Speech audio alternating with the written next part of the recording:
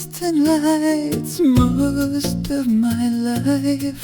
Not because they promised anything, not because they showed the way, only because something in my heart wouldn't let them fade. I've stood beneath unfamiliar skies and felt like I belonged, as if some part of me had been waiting there long before I arrived.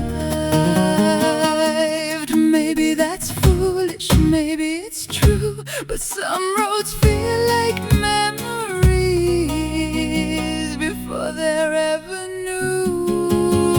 Somewhere beyond the horizon, there's a place still calling my name. I don't know when, I don't know where, but I've heard it just the same. Like moonlight on the water, like fire beside the sea, like a song my soul remembers, though it never belonged to me. Somewhere beyond the horizon, something is waiting, and I've been walking toward it all my life.